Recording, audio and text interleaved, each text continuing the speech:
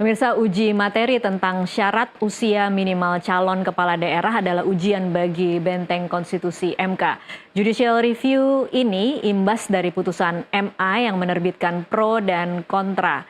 Hal itu sekaligus menjadi momen kebenaran bagi MK untuk mengembalikan marwah yang sempat tercoreng akibat putusan yang memberi jalan kepada putra sulung Presiden Joko Widodo, Gibran Rakabuming Raka, untuk maju di Pilpres lalu. Untuk mendialogkan tema ini, kami mengundang Ketua Gerakan Sadar Demokrasi dan Konstitusi Gradasi, Abdul Hakim, yang saat ini juga sedang berperkara dan merupakan kuasa hukum yang sedang berperkara di Mahkamah Konstitusi. Dan juga ada pakar hukum tata negara Refli Harun. Tapi sebelum kita menyapa dua narasumber yang sudah ada di studio, kita akan simak informasi berikut.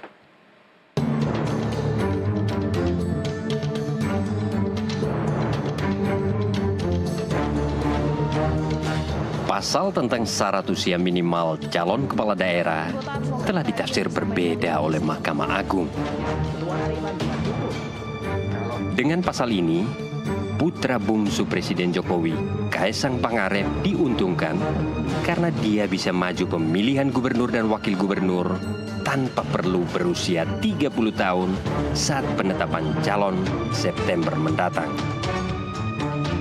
Maka, tidak heran jika Kaesang terus disebut-sebut sebagai tokoh yang bakal maju di Pilgub, entah di Jakarta atau Jawa Tengah. Nahkoda PSI ini pun rajin berkunjung ke partai politik, termasuk saat memakai sarung ke kantor PKB.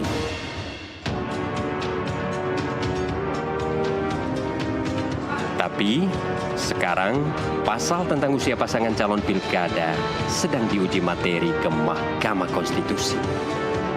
Salah satunya diajukan dua mahasiswa yang diadvokasi Gradasi atau Gerakan Sadar Demokrasi dan Konstitusi. Publik sekarang sedang menunggu apakah MK akan mengembalikan pasal itu seperti tafsir awal. Atau sebaliknya, insiden Gibran Rakabuming Raka bakal terjadi lagi. Lalu kemana seharusnya benteng konstitusi itu mengetuk palu demi demokrasi yang substantif?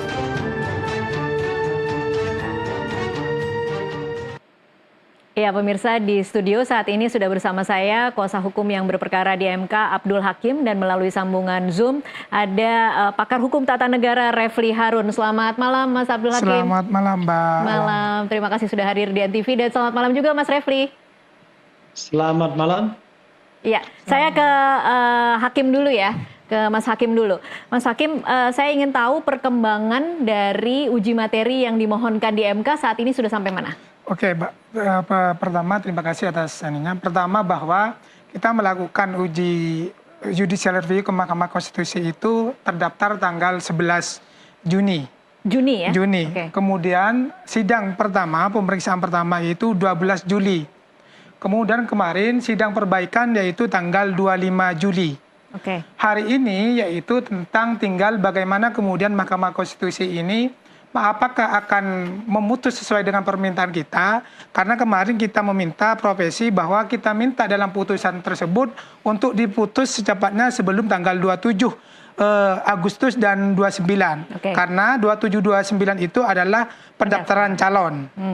Baik, kalau bisa dijelaskan lagi nih, mungkin kan tidak semua orang mengikuti ya Mas Hakim, apa isi dari permohonan uji materi Anda? Pertama, bahwa kami itu menguji pasal 7 ayat 2 huruf D tentang batas usia 30 untuk gubernur dan wakil gubernur, dan 25 untuk bupati dan wakil bupati dan wali kota serta wakil wali kota. Okay. Yang kita uji adalah pasal 7 tentang terkait dengan kapan umur 30 itu, apakah sejak penetapan calon atau sejak dilantik? Karena problemnya adalah sebetulnya pasal tersebut sebelumnya tidak pernah bermasalah. Karena kemudian ada putusan MA nomor 3 PU Hum 2024 kemudian menjadi multitafsir. Sehingga bagi kami ini tidak menimbulkan ketidakpastian hukum. Tapi perlu kami tegaskan bahwa yang kami uji bukan putusan MA-nya, karena banyak sekali publik mengira bahwa kita menjadikan Mahkamah Konstitusi peradilan banding. Tentu tidak, karena peradilan banding itu hanya ada di peradilan umum. Justru kami ingin memperkuat posisi MK bahwa satu-satunya yang lembaga yang bisa menafsirkan undang-undang adalah atau konstitusi adalah Mahkamah Konstitusi. Oke, baik. Mas Hakim, ini saya mencoba menerjemahkan dalam bahasa masyarakat awam ya. Jadi yang Anda mintakan kepada MK adalah tafsir 30 tahun itu pada saat kapan? Ya. Apakah pada saat pendaftaran calon, dan penetapan atau pada saat pelantikan? Karena MA saat ini mengeluarkan putusan yang seolah-olah membuat tafsir kita menjadi 30 tahun itu pada saat pelantikan gitu. Tapi tetap yang diuji adalah pasal 7-nya. Nah, bersamaan dengan Anda ada 2 perkara lain yang saya ada 3 perkara lain. Nah, 3 perkara ini berseberangan dengan apa yang Anda inginkan ya? Iya. Pertama ada 3 perkara, nomor 88, kemudian 89 dan 99 itu semuanya 3-tiganya dari Solo semua. Oke. Yang kedua, ini yang dari Boyamin. Yang 2 anaknya Bunyamin, yang satunya kayaknya pengacara juga Pak Sigit. Tapi 3-tiganya dalam kantor hukumnya sama. Oke, kantor hukumnya sama. Bantuan Hukum Peduli Keadilan. Oke. Apa yang berbeda dengan 1, 2, 3 ini? Yang pertama bahwa permohonan pertama yang 88 itu meminta bahwa 30 itu dihitung sejak pendaftaran. Oke. Yang kedua, yang punya Arkan, adiknya Almas Syakib Biru itu sama dengan kita. Bahkan bukan hanya petitumnya yang sama. Diduga bahwa permohonannya sama bles. Bahkan Hakim MK kemarin sudah mempertegas, oh ini kayaknya copy pasti dengan perkara yang sebelumnya, yaitu punya kami. Siapa yang copy siapa? Permohonan yang 89. Dia yang copy punyanya Mas Hakim? Karena permohonan kita itu masuk sudah lebih duluan, nomor perkaranya 70. Berapa hari bedanya, Mas? Mungkin 1 bulanan. 1 bulan, oke. Ya, itu yang kedua. Yang kedua itu sama dengan kita, itu minta ketika dihitung sejak penetapan calon. Oke. Yang ketiga ini yaitu punya Aufa, adiknya Mas Arkan ini meminta bahwa umur 30 itu dihitung sejak pencoblosan. Sejak pencoblosan, oke. Ini yang kemudian judulnya Kaesang dilarang jadi gubernur. Iya, benar sekali. Oke. Itu nomor perkara yang 99. Oke. Bagaimana Anda melihat peluang Anda kemudian akan bisa lebih dikabulkan dibanding 3 perkara lainnya? Alhamdulillahnya yang lebih masuk adalah perkara kami, sehingga nanti kalau misalnya diterima buah kami, maka putusan hakim akan mengacu putusan yang pertama. Kami yakin bahwa kemarin kami pantau ketika perkara nomor 99 hakim dalam permohonan memberikan masukan sama seperti kita. Salah satunya contohnya begini. Dalam Undang-Undang Nomor 1 2015 tentang Pilkada itu pendaftaran dan proses pelantikan itu memang beda. Pendaftaran itu ada di bab 3 dan memang yang proses pelantikan itu ada di bab 21. Dia berbeda. Artinya itu sudah kita masukkan dalam permohonan kami memperkuat itu, memang pendaftaran dan pelantikan itu memang sangat jauh berbeda, tidak bisa disamakan. Oke, baik. Saya coba ke Mas Refli nih untuk membantu kita mengerti. Mas Refli, tadi kita sudah jabarkan apa yang terjadi hari ini, gugatan apa saja yang ada di MK, dan kemudian yang sedang berproses seperti apa. Mas Refli sendiri, saya ingat pernah ada komentar bahwa putusan MA itu sontoloyo dan harusnya KPU mengabaikan itu. Anda masih dalam posisi yang sama, Mas Refli?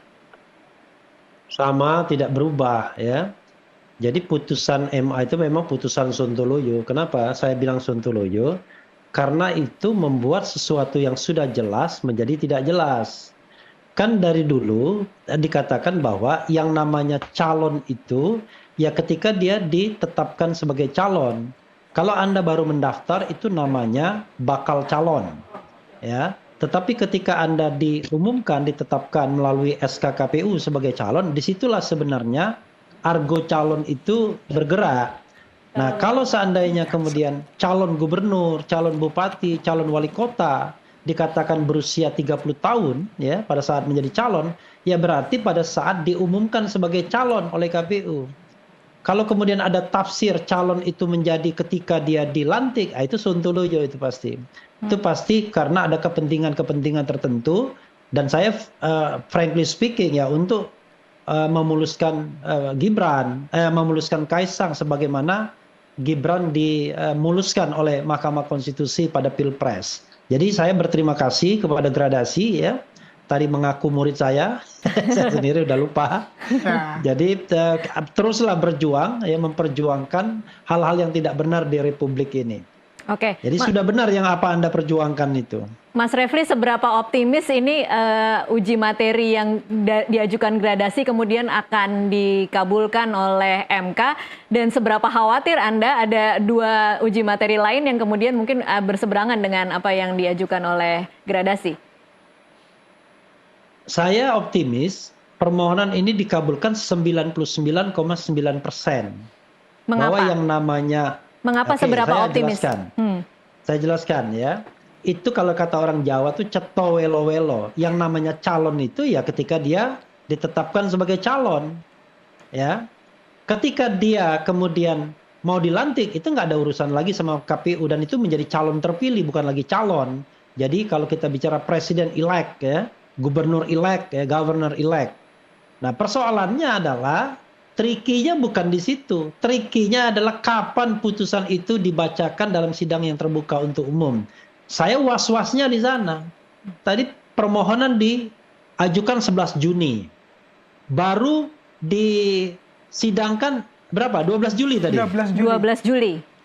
Itu sebulan kemudian. Lalu sidang perbaikan baru 25 Juli. 25 Padahal, Juli. Ya, Betul, benar. iya. Padahal putusan itu kalau seandainya dikabulkan baru bermakna kalau dikabulkan sebelum tanggal 29 Agustus. Karena pendaftaran 27 sampai 29. Kan begitu. Nah, sebenarnya lebih bagus lagi, sorry maaf, saya perbaiki. Baru bermakna kalau diputuskan sebelum tanggal 27 Agustus. Karena kalau misalnya 28 Agustus, ya nanti Kaisang daftarnya tanggal 27 Agustus. Kan putusan tidak berlaku surut. Karena itulah kita bisa lihat MK ini sontoloyo lagi atau enggak. Kalau dia sontoloyo, dia akan putuskan setelah tanggal 27 Agustus ke atas. Kalau dia tidak sontoloyo, dia akan putuskan sebelum tanggal 27 Agustus, dan kemudian akan ada kesempatan untuk katakanlah kalau diperlukan revisi kembali terhadap PKPU, maka ruang revisi itu akan ada. Jangan sampai kemudian ketika Gibran boleh, ya kan, putusan MK yang katakanlah tidak menguntungkan tidak boleh. Nah, ini yang saya khawatirkan. Karena saya tahu betul sebenarnya di hakim MK itu ada hakim yang memang kita bisa pertanggungjawabkan ilmu dan integritas serta independensinya, tapi ada yang kita nggak bisa pertanggungjawabkan. Saya sorry to say, Anda nggak bisa berharap kepada Anwar Usman, tapi konon katanya dia tidak boleh tidak ikut dalam menyidangkan perkara ini ya? Iya, tidak Ya, ikut. Anwar Tidak ikut, benar ya? Oke. Artinya kita mengurangi itu, tapi saya bisa baca secara gamblang ya, hakim-hakim yang pro istana ya, hakim-hakim yang kemudian Boleh dong Mas itu. Refli dijabarkan secara gamblang hakim-hakim, kira-kira berapa komposisinya yang pro istana dan yang kemudian mungkin bisa kita harapkan akan bisa menerjemahkan pasal 7 itu dengan benar? Ya, oke. Hakim yang ekstrim pro istana pasti Anwar Usman, tapi dia nggak ikut kan? Iya. Nomor 2 yang pro istana Guntur Hamzah. Ini hakim yang pengangkatannya sendiri bermasalah sesungguhnya, tanpa prosedur yang dikatakan oleh undang-undang. Kemudian hakim yang agak pro istana juga ya Daniel Puch, itu menurut saya lebih pro istana dia. Kemudian berikutnya lagi yang akan susah dipegang ya, itu adalah Arsul Sani. Kemudian yang independen, yang dari jalur yang sangat independen itu Saldi Isra. Ya. Yang punya harapan untuk mengabulkan itu Arief Hidayat, ya kan? Yang punya harapan untuk mengabulkan mungkin Eni Nurbaningsi. Nah, posisi yang posisi yang di gray area ini posisi Soehartojo. Oke. Kalau dia tidak di marking, karena kan posisinya kalau 4-4, maka yang ada ketua MK-nya menang kan 8 ini. Maka Soehartojo ini menjadi faktor yang seperti Pilpres kemarin. Kalau dia di marking istana, saya ngomong apa adanya dah. Kalau dia di marking istana, mungkin dengan apalah ya, dia akan balik badan. Padahal dari sisi materi ini sesuatu yang ceto welo-welo. Kalau Pilpres oke lah, terlalu banyak variasinya. Kalau ini kan nggak ada variasi sesungguhnya. Kan tinggal dibilang bahwa yang namanya permohonan itu, bahwa yang namanya calon gubernur, bupati, wali kota itu kapan? Kalau kapan, sekarang pertanyaannya adalah dalam sebuah prosedur berpemilu, kapan seorang itu dikatakan sebagai calon? Ya ketika dia ditetapkan. Itu kan sesuatu yang ringan sekali. Iya. Bunyi pasal itu kan adalah calon gubernur, ya kan? Calon wakil gubernur, calon bupati, calon wakil bupati, calon wali kota, calon wakil wali kota, itu harus memenuhi syarat. Berusia sekurang-kurangnya 50 tahun. Jadi syarat ketika menjadi calon, bukan syarat untuk dilantik. Karena di dalam pemilu tidak pernah diatur syarat untuk dilantik. Yang diatur adalah syarat untuk berkompetisi. Itu hukum berpemilu. Kecuali kalau kita bicara tentang sebuah administrasi negara yang tidak melalui prosedur berpemilu. Misalnya untuk diangkat menjadi hakim konstitusi harus sekian tahun. Karena tidak ada pemilihan dalam memilih hakim konstitusi. Adanya ya cuma seleksi di dalam lembaga masing-masing. Begitu ya. Baik, Mas Refli, kita akan lanjutkan di segmen selanjutnya. Mas Hakim juga ditahan dulu. Kita nanti akan sambung perbincangan ini di segmen setelah jeda berikut.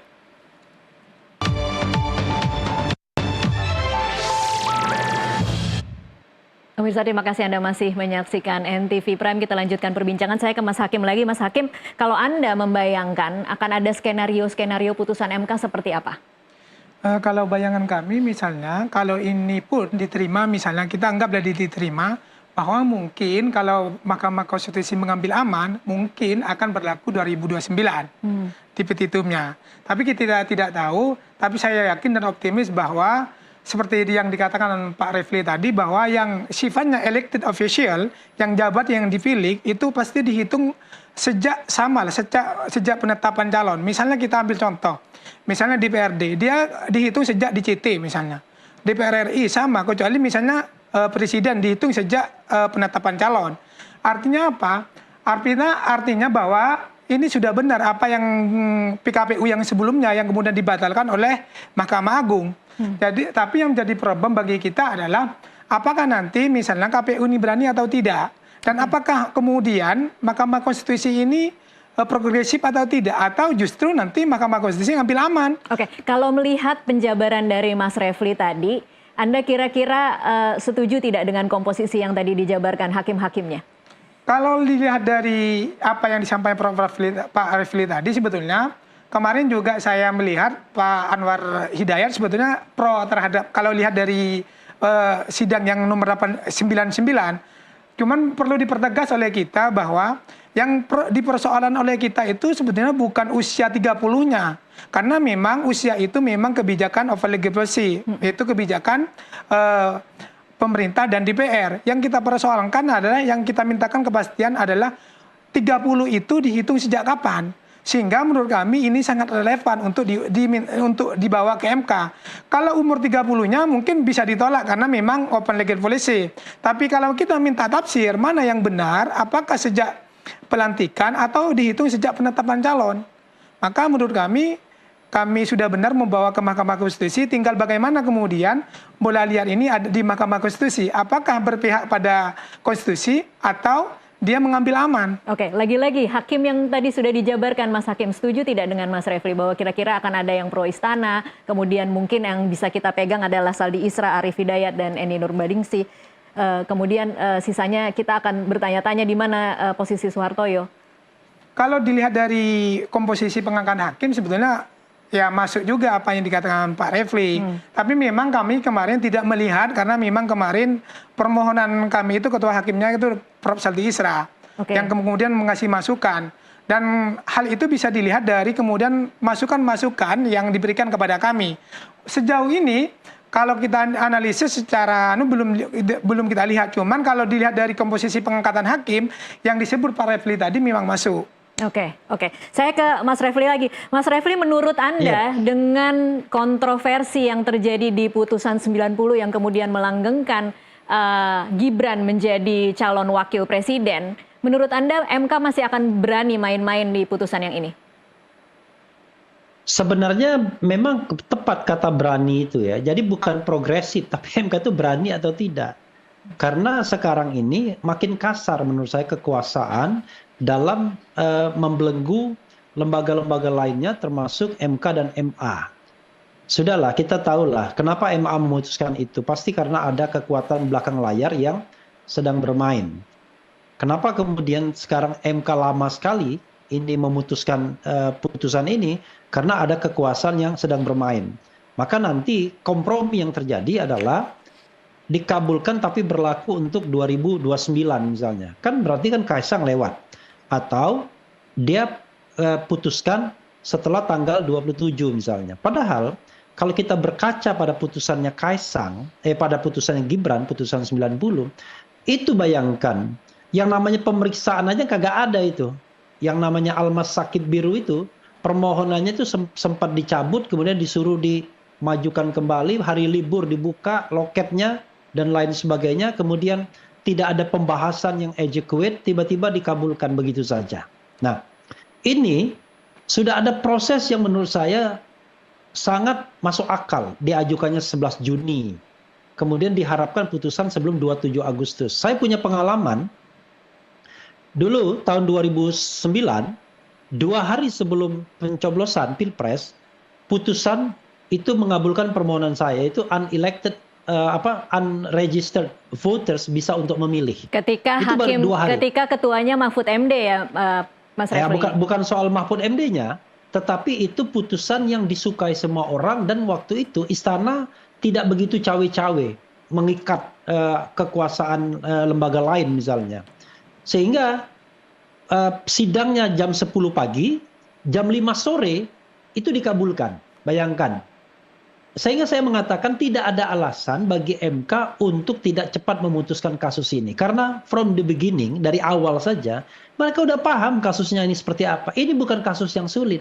Tapi pertanyaannya Mas Refli, kasus yang mudah. Pertanyaannya, bisakah kita berharap glory moment seperti itu akan hadir hari ini? Nggak bisa berharap, tetapi ada 2 momentum yang barangkali, 2 hal yang kita harus catat. Pertama, Presiden Jokowi akan berakhir pada tanggal 20 Oktober. Artinya, setakut-takutnya Anda kepada Jokowi, 2 bulan lagi dia akan berakhir. Oke? Yang kedua, Prabowo akan menjadi seperti apa? Kalau Prabowo seperti Jokowi juga, maka ya sama aja, nggak akan berani. Tapi kalau Prabowo dari awal komit terhadap demokratisasi, dia bilang, the independency of judiciary harus kita hormati, maka hakim itu mungkin akan bebas, akan berani. Tapi sign itu yang sedang ditunggu oleh hakim MK. Kalau kami misalnya memblok dalam tanda kutip Kaisang, apakah kami akan punya konsekuensi atau tidak? Ataukah Prabowo juga tidak senang dan lain sebagainya? Karena sekarang kan sedang ada sebuah skenario besar untuk menjadikan calon Kim Plus, Ridwan Kamil berpasangan dengan Kaisang, dan sudah disiapkan lawannya siapa, yaitu calon independen Dharma Pongrekun yang sekarang lolos pada tahap kedua verifikasi. Oke. Yang lain nggak ada. Nah, ini kan berkelindan dengan putusan MK serta fenomena politik yang terjadi hari ini. Ya saya frankly speaking saja, sedikit pasrah dengan politik kita ya, mudah-mudahan baik-baik saja. Oke, Ya. Mas Refli, saya ingin tanggapan Anda mengomentari soal ada 3 perkara yang masuk, 3-tiganya dari kantor hukum yang terkait dengan Boyamin Saiman. Yang pertama dari Sigit Nugroho Sudibianto, advokat dari kantor hukum yang terasosiasi dengan Boyamin. Kemudian yang kedua, anak keduanya Boyamin, Arkan Wahyu Rea, itu uji materi untuk perkara 89, dan yang terakhir Aufa Lukmana Rea yang kemudian ini sebenarnya anak yang baru lulus SMA, 18 tahun, anak ketiganya Boyamin, adik dari yang meloloskan Gibran menjadi wakil presiden. Kemudian uji materinya dengan judul Kaesang dilarang jadi gubernur. Ini strategi apa ya kira-kira Mas Refli, memasukkan 3 perkara ini dengan kantor hukum yang sama, bercanda atau cari sensasi atau seperti apa Mas Refli? Ya, saya mau positifnya aja ya. Barangkali Boyamin sedang mau cuci dosa, ya kan? Yang menyebabkan hiruk pikuk kemarin karena ada permohonan Almas Sakib Biru. Sehebat-hebatnya istana melakukan rekayasa, kan tetap harus ada siapa yang mengajukan permohonan. Nggak mungkin kan tiba-tiba ujuk-ujuk ada putusan tanpa permohonan. Nah, permohonan semua itu ditolak semua. Tiba-tiba Almas Sakib Biru yang kemudian dikabulkan. Karena dianggap, wah ini ada nih celah untuk memajukan Gibran, kan begitu. Nah, sekarang putra-putra Boyamin Saiman rupanya mungkin disuruh bapaknya ya mau cuci dosa. Caranya adalah mengajukan lagi permohonan, tapi kali ini yang menyebabkan Kaesang tidak bisa maju.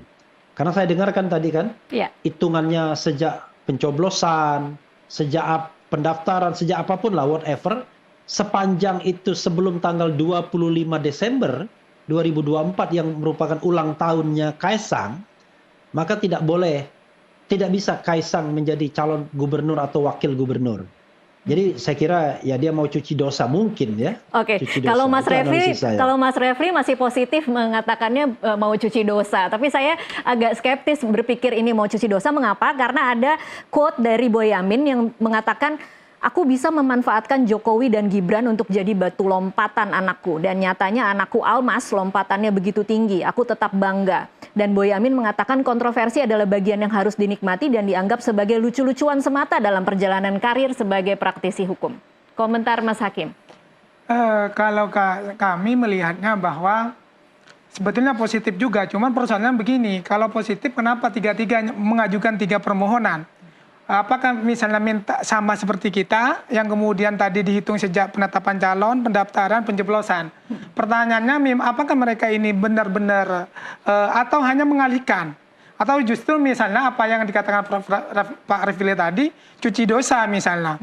Kami memang tidak melihat keseriusannya karena memang satu... Atau cari sensasi, ada tidak pilihan cari sensasi? Kalau itu sangat mungkin sekali, karena memang batas usia sekarang undang-undang pilkada ini menjadi isu yang menarik mungkin. Makanya kemudian setelah kami memasukkan kemudian ada 3 ini. Bagi kami mungkin mereka ingin ambil momentum juga atau membuat pusing Mahkamah Konstitusi. Ada 3 permohonan yang beda-beda. Tergantung nanti bagaimana Mahkamah Konstitusi. Untungnya kita mau masuk lebih duluan sehingga menurut kami ini lebih kuat. Nanti kalau misalnya ini diterima, otomatis ini akan menjadi rujukan untuk selanjutnya. Oke, baik. Kita masih akan lanjutkan di segmen selanjutnya. Pemirsa tetaplah bersama NTV Prime. Kami akan kembali usai jeda.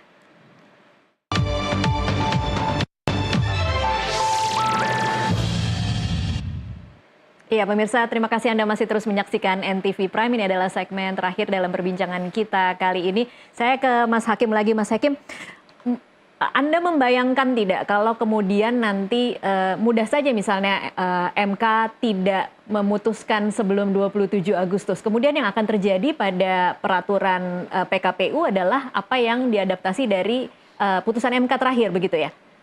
Pertama, seharusnya Mahkamah Konstitusi ini melihat bahwa apakah perkara ini urgen atau tidak.